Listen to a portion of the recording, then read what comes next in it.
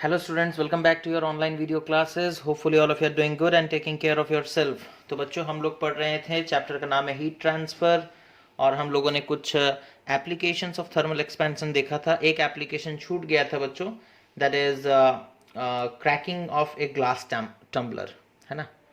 Cracking of a glass tumbler, ये क्या है बच्चों और ये क्यों होता है. ठीक है, इस चीज़ को देखो. जैसे सपोज कर लो हमारे पास बच्चों एक ग्लास टम्बलर है. ठीक है, ओके. इसका कुछ एक थिकनेस होता है ना. जो ग्लास टम्बलर्स होते हैं, ओके, उनका कुछ एक थिकनेस होता है ना. ग्लास से बना हुआ कोई भी चीज़, उसका थिकनेस तो होगा ही, है ना. उसके वाल्स का थिकनेस होता है, ओके. अब यहाँ देखो, जैसे सपोज कर लो हमारे पास एक ग्लास टम्बलर है, तो उसका एक वाल होता है जिसे हम लोग कहते हैं, अंदर की तरफ जो होता है उसे हम लोग कहते हैं इनर वाल, और बाहर की तरफ जो होता है उसे हम लोग बोलते हैं आउटर वाल, है ना. उसे हम लोग क्या कहते हैं, that is called the outer wall, okay. अब जैसे सपोज कर लो हमने इसमें कोई हॉट सब्सटेंस को पोर किया. ठीक है, हॉट सब्सटेंस को पोर किया. ठीक है, यानी कि इसके अंदर हॉट सब्सटेंस डाला. ठीक है, अब क्या होगा देखो बच्चों ना. जैसे सपोज कर लो आपने गरम गरम पानी इसके अंदर डाल दिया. ठीक है, या मिल्क या फिर टी, कुछ भी. ठीक है, गरम गरम लिक्विड आपने इसके अंदर डाला. ठीक है, तो इसका जो इनर वाल है ना, इसका दो वाल है, एक इनर वाल और एक आउटर वाल. ठीक है, इसका जो इनर वाल है बच्चों, द इनर वाल is in direct contact with the liquid. Inner वाल is in direct contact with the liquid, है ना. है कि नहीं. अंदर की तरफ जो वाल होगा वो डायरेक्ट कांटेक्ट में है लिक्विड से, so it gets heated up, okay. तो वो गर्म होता जाएगा. But as glass is a bad conductor of heat, ठीक है, ग्लास क्या है बच्चों, बैड कंडक्टर है हीट का. मतलब अंदर का वाल का टेम्परेचर सपोज कर लो बढ़ने लगा, अंदर के वाल का टेम्परेचर सपोज कर लो बढ़ने लगा, बढ़ करके सपोज कर लो हो गया 60 डिग्री सेल्सियस, और जो बाहर का वाल है बच्चों वो अभी भी सपोज कर लो 25 डिग्री सेल्सियस में है. अंदर का हीट बाहर के वाल तक पहुंच नहीं पा रहा, बिकॉज वाल जो है वो ग्लास का बना हुआ है, and glass is a bad conductor of heat. वो हीट को अंदर से बाहर की तरफ कंडक्ट नहीं कर पा रहा, है ना. So it gets heated up. As glass is a bad conductor of heat, the heat does not reaches the outer wall, है ना. जो हीट है वो बाहर के वाल की तरफ पहुंच नहीं पाता. एज अ रिजल्ट, उसके वजह से क्या होगा ना, as a result, okay, temperature difference will be built. क्या बन जाएगा बच्चों, टेम्परेचर डिफरेंस बन जाएगा, है ना. अंदर के वाल का टेम्परेचर ज्यादा होगा, बाहर के वाल का टेम्परेचर कम होगा, है ना. और फिर क्या होगा, द इनर वाल विल एक्सपैंड, इनर वाल expands more than outer wall, है ना. क्योंकि अंदर का जो वाल है उसका टेम्परेचर ज्यादा हो गया, है ना, और बाहर का जो वाल है उसका टेम्परेचर कम है. तो क्या होगा, अंदर का वाल ज्यादा एक्सपैंड करने का कोशिश करेगा और बाहर का जो वाल है वो उतना एक्सपैंड नहीं कर पाएगा, है ना. इनर वाल expands more than outer wall, है ना. And hence due to this uneven expansion, है ना. एक्सपेंशन तो हुआ लेकिन अंदर में ज्यादा हुआ, बाहर के वाल की तरफ कम हुआ. इट क्रैक्स, है ना. तो ये क्रैक कर जाएगा, ओके. तो ये पूरा चीज आपको समझ में आया. हमने एक ग्लास का टम्बलर लिया, जब इसमें लिक्विड नहीं डालोगे तो अंदर के वाल का और बाहर के वाल का टेम्परेचर सेम रहेगा, जैसे ही आपने एक लिक्विड डाल दिया तो लिक्विड जो है इनर वाल के साथ डायरेक्ट कांटेक्ट में है, तो वो अंदर का जो वाल है इट गेट्स हीटेड अप, लेकिन बाहर के वाल तक वो हीट पहुंच नहीं पाता क्योंकि glass is a bad conductor of heat, the heat does not reaches the outer wall. Okay, तो वो हीट बाहर की तरफ नहीं पहुंच पाता। As a result temperature difference will be built, temperature में डिफरेंस हो जाएगा, अंदर का टेम्परेचर अलग होगा, बाहर का टेम्परेचर अलग होगा, है ना।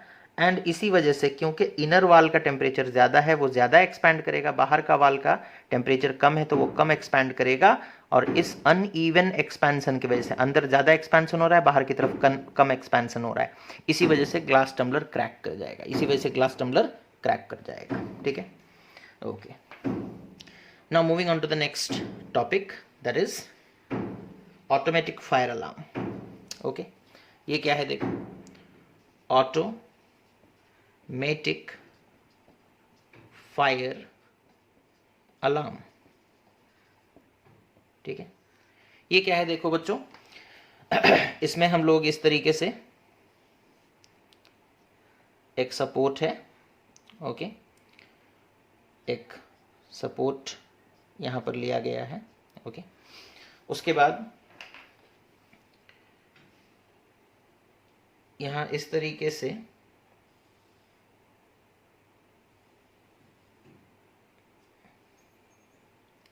से और एक सपोर्ट यहाँ पर नीचे की तरफ प्रेजेंट है। ठीक है, और यहाँ पर ये एंड भी हो गया है। ठीक है, आपको बस समझना है ये काम कैसे करता है ना। यहाँ हमने बच्चों एक बाई मेटेलिक स्ट्रिप लगा रखा है। ठीक है, क्या लगा रखा है, एक बाई मेटेलिक स्ट्रिप लगा रखा है। बाई मेटेलिक स्ट्रिप हम लोग लास्ट क्लास में पढ़े थे। ठीक है, आयरन और ब्रास का बाई मेटेलिक स्ट्रिप, इधर आयरन है बच्चों और इधर ब्रास है।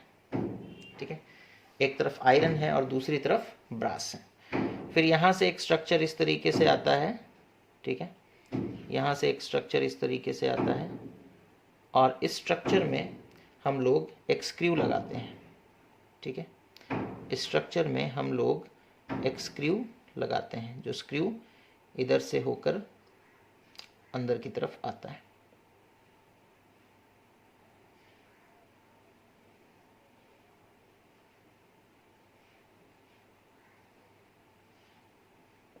ओके, यहाँ पर एक स्क्रू है।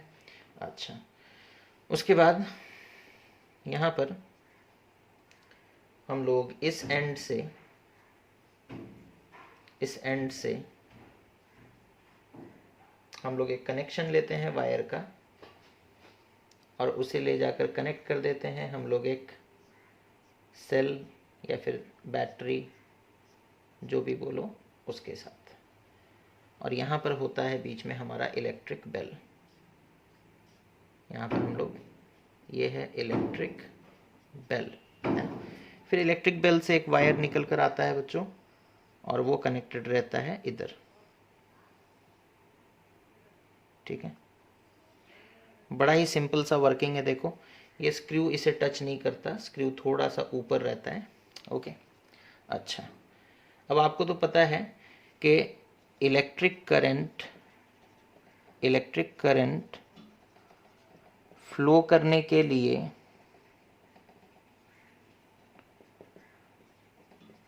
सर्किट का क्लोज होना जरूरी है। Circuit is closed. ठीक है, अब ये सारा चीज कंडक्टर का ही बनाया गया है, कंडक्टर्स ही है। ठीक है, अच्छा, अब यहाँ देखो बच्चों, ये है बैटरी, यहाँ से करंट निकलता है, करंट इधर आता है, यहाँ तक पहुँचता है और बाई मेटेलिक स्ट्रिप तक आता है। ठीक है, यहाँ देखो बाई मेटेलिक स्ट्रिप के साथ वो कनेक्टेड है। ठीक है, बाई मेटेलिक स्ट्रिप के साथ आ गया, करंट यहाँ पर पहुँच गया, लेकिन यहाँ से स्क्रू के बीच में गैप है, तो करंट आगे फ्लो नहीं कर पाएगा और फ्लो करके इधर इलेक्ट्रिक बेल तक नहीं पहुँच पाएगा, है ना। ये जो सेल हम लोग बनाते हैं ना बच्चों, सेल में दो लकीर हम लोग बनाते हैं, एक होता है पॉजिटिव, एक बड़ा वाला लकीर पॉजिटिव, छोटा वाला लकीर नेगेटिव। बड़े वाले लकीर से, है ना, करंट निकलता है।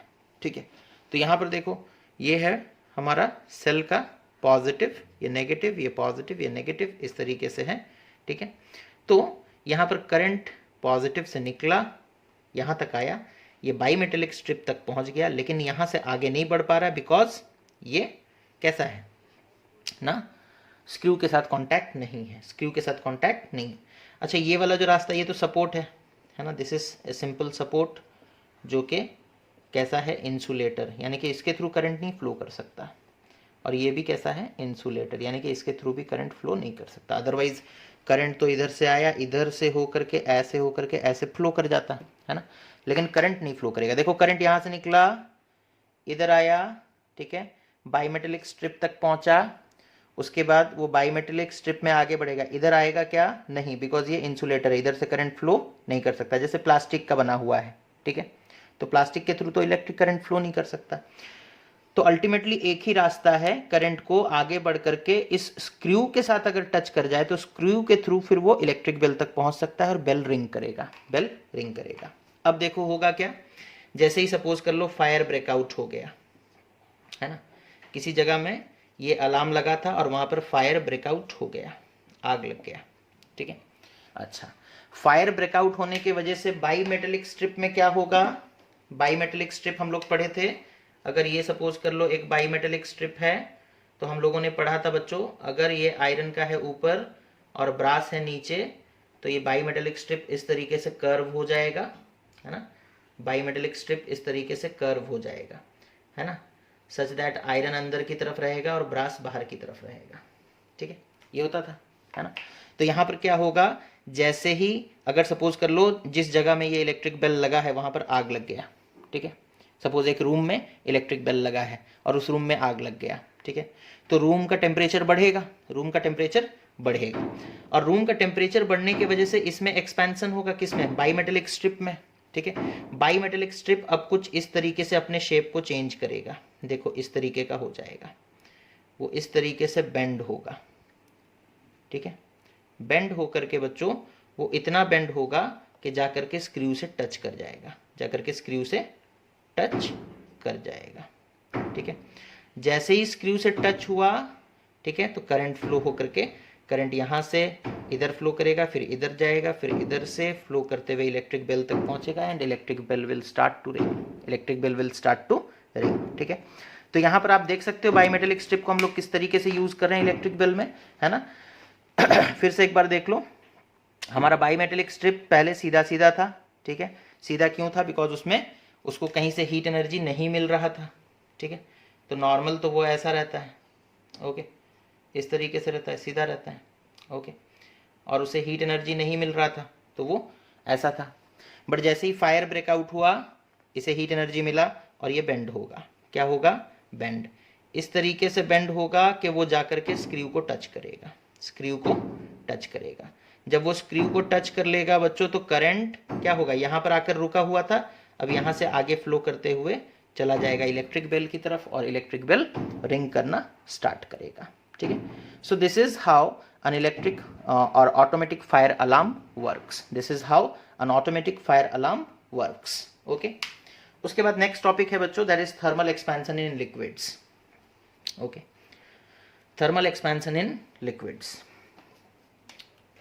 तो ये देखो, thermal expansion in liquids, ठीक है।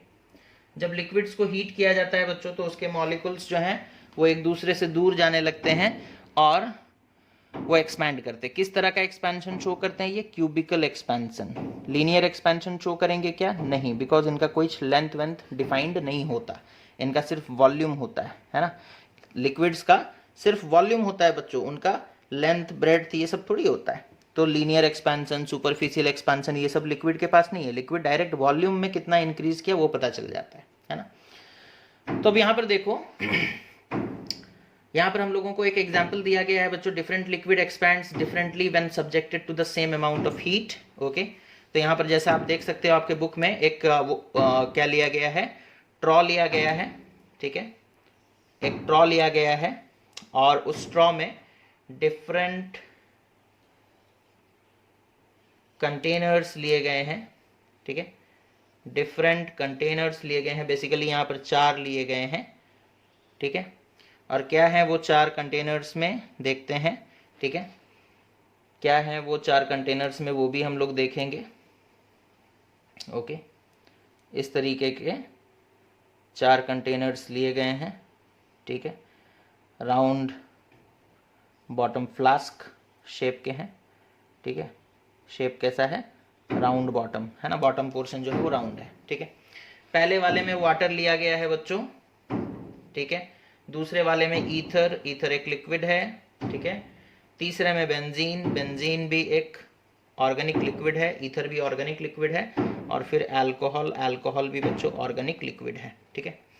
अच्छा, अब तीनों को इनिशियली सेम अमाउंट का लिया गया है। सपोज कर लो हमने वाटर यहां तक फिल कर दिया, ठीक है, हमने वाटर यहां तक फिल कर दिया, ओके, सेम हाइट तक हमने ईथर भी फिल कर दिया दूसरे वाले फ्लास्क में, ठीक है, दूसरे वाले फ्लास्क में, और सेम हाइट तक हमने बेंजीन भी फिल कर दिया तीसरे वाले फ्लास्क में, ओके, और सेम हाइट तक हमने अल्कोहल भी फिल कर दिया, ओके, सेम हाइट तक, है ना, चौथे फ्लास्क में। नेमिंग कर दिया जाता है, that is this is A, this is B, this is C and this is D. अभी तीनों में लेवल सेम है बच्चों, तीनों में लेवल सेम है।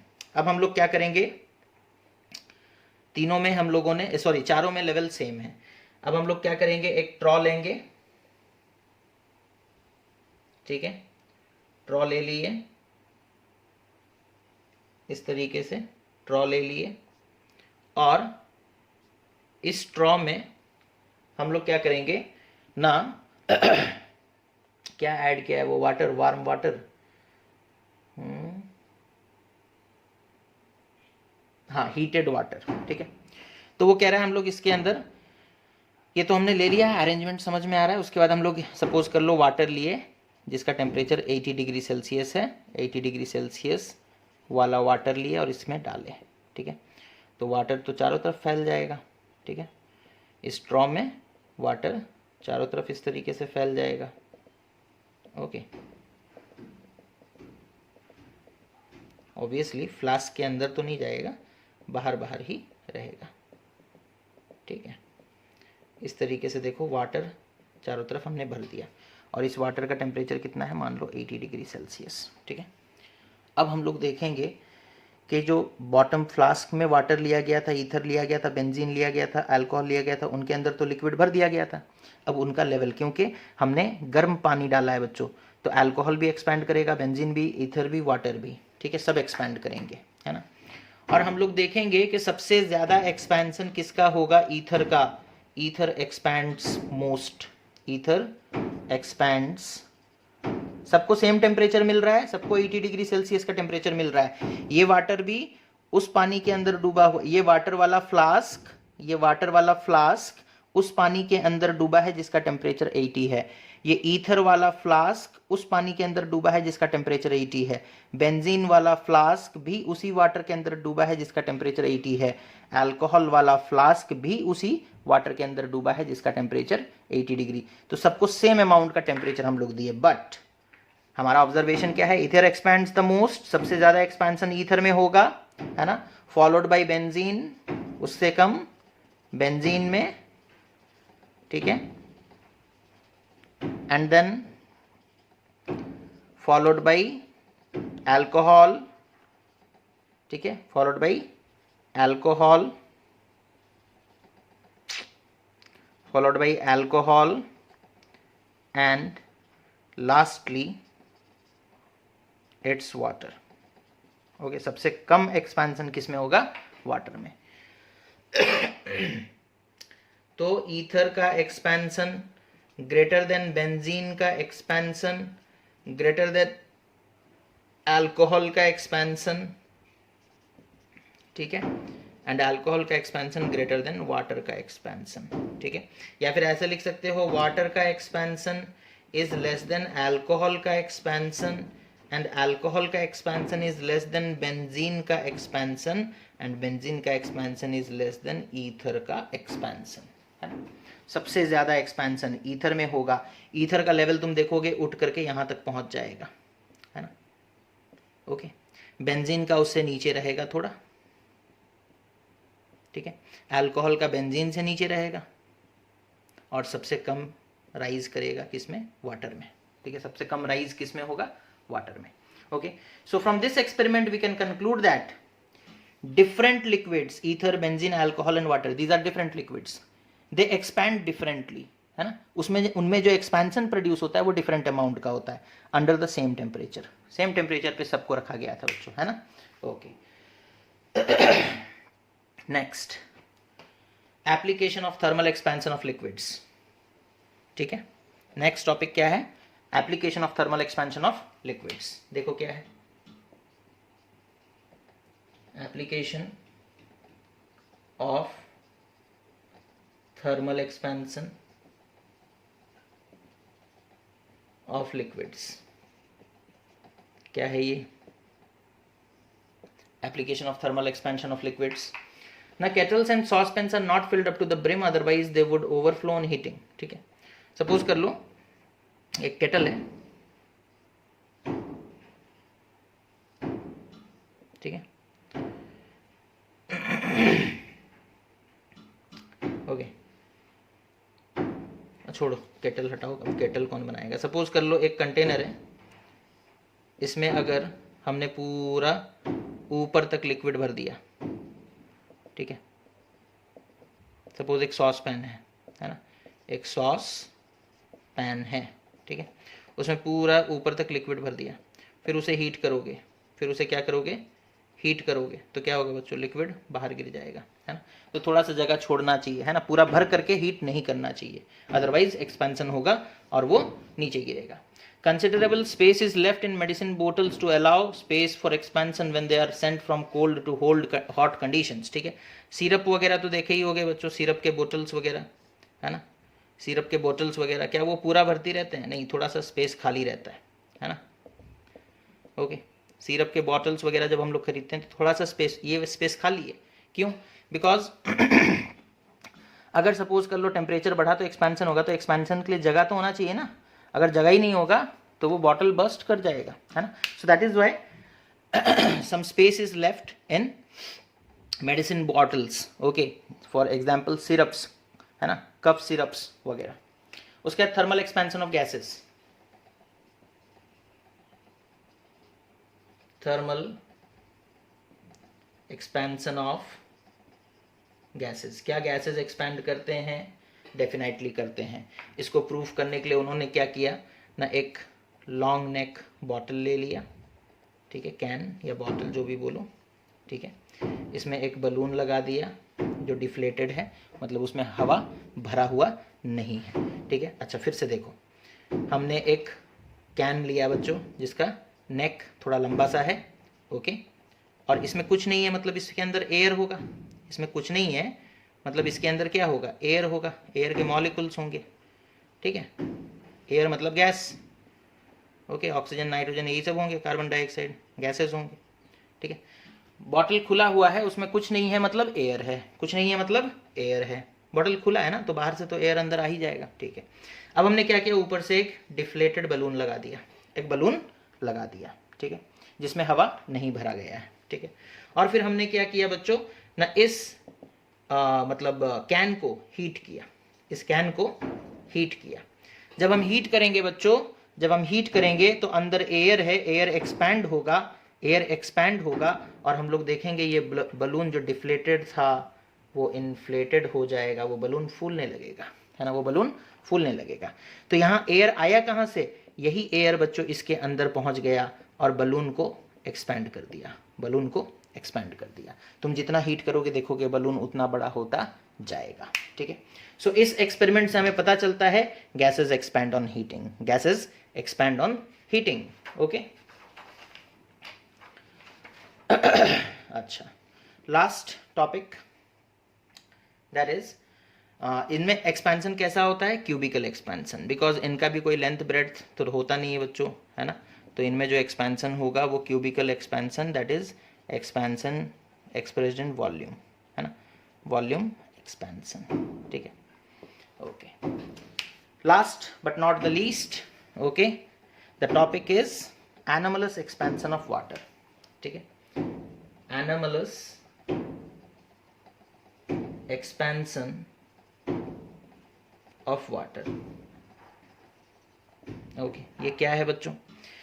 आपको पता होगा जनरली किसी चीज को ठंडा करने से वो कॉन्ट्रैक्ट करता है। जनरली किसी चीज को ठंडा करोगे तो वो कॉन्ट्रैक्ट करेगा, है ना, और हीट करोगे तो एक्सपैंड करेगा।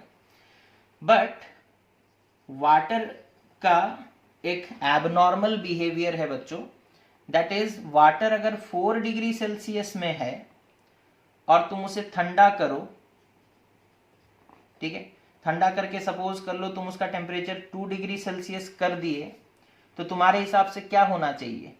तुम टेम्परेचर घटाए हो, टेम्परेचर डिक्रीज किए हो, तो वॉल्यूम घटना चाहिए, है ना, क्या होना चाहिए? कॉन्ट्रैक्शन होना चाहिए। बट हम लोग देखेंगे बच्चों होगा क्या? एक्सपेंशन। क्या होगा? एक्सपेंशन।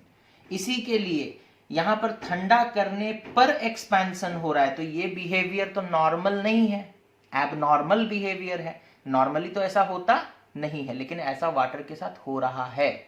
इसी के लिए नाम दिया गया है anomalous expansion, that is abnormal expansion. ये नॉर्मल नहीं है, this is not normal. Okay, water जो है बच्चों, water in the range of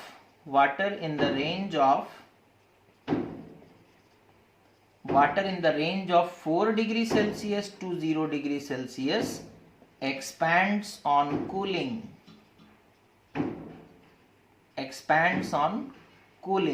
Okay, water in the range of 4 degree Celsius to 0 degree Celsius. Water का टेम्परेचर अगर 4 degree Celsius है, तुम अगर घटा करके 3 डिग्री सेल्सियस करोगे तो एक्सपेंशन होगा, कॉन्ट्रैक्शन नहीं होगा। होना चाहिए था कॉन्ट्रैक्शन, लेकिन हो रहा है एक्सपेंशन। वाटर 3 डिग्री सेल्सियस में बच्चों तुम उसे डिक्रीज करके 2 डिग्री सेल्सियस कर दोगे तो होना क्या चाहिए था? कॉन्ट्रैक्शन, लेकिन होगा क्या? एक्सपेंशन। वाटर 2 डिग्री सेल्सियस में तुम उसे ठंडा करके 1 डिग्री सेल्सियस पर ले आओगे तो होना चाहिए कॉन्ट्रैक्शन, लेकिन होगा एक्सपेंशन। वाटर 1 डिग्री सेल्सियस में बच्चों तुम उसका टेम्परेचर घटा करके 0 डिग्री सेल्सियस पे ले आओगे तो टेम्परेचर कम किए हो, ठंडा किए हो, तो होना क्या चाहिए? कॉन्ट्रैक्शन, लेकिन होगा क्या? एक्सपेंशन, है ना। इसी के लिए तुम देखोगे जब हम लोग ट्रे में पानी पूरा ऐसे भर दो, ठीक है, एक ट्रे ले लो और उसमें पानी पूरा ब्रिम तक भर दो, ठीक है, और उसे डाल दो कहाँ? फ्रीजर में। उसे डाल दो कहाँ? फ्रीजर में, ठीक है। बाद में तुम उसके अंदर से आइस जब देखोगे तो आइस बच्चों थोड़ा बाहर की तरफ निकला, ट्रे तुम्हारा यहां तक है लेकिन आइस ऊपर तक होगा, आइस जो है उसे थोड़ा सा ऊपर तक जमा होगा, है ना, तो वॉल्यूम बढ़ा, वॉल्यूम क्या हो गया? बढ़ा, है ना, वॉल्यूम क्या हो जाता है? बढ़ जाता है। वाटर, और ये हमेशा नहीं होता है, सिर्फ 4 डिग्री सेल्सियस से लेकर के 0 डिग्री सेल्सियस के रेंज में ये चीज होता है ना। 4 डिग्री सेल्सियस से लेकर के 0 डिग्री सेल्सियस के रेंज में ये चीज होता है। That is water in the range of 4 degree Celsius to 0 degree Celsius expands on cooling, and this expansion is known as anomalous expansion of water, and this expansion is known as anomalous expansion of water. Okay, expansion of water. Okay, तो ये हो गया बच्चों हमारे इस chapter का, physics का ये जो चैप्टर है ये होता है खत्म, ठीक है। आप लोग अच्छे से वीडियो को देख लें, क्वेश्चन आंसर्स अगर कर चुके हैं तो बहुत अच्छी बात है, फिर भी हम बोलेंगे कि पॉसिबल हो तो क्वेश्चन आंसर्स एक बार फिर से करें और जो भी टॉपिक पढ़ाया गया उसे समझें और समझ करके ही आगे बढ़े। Thank you for watching students, take care of yourself and have a nice day.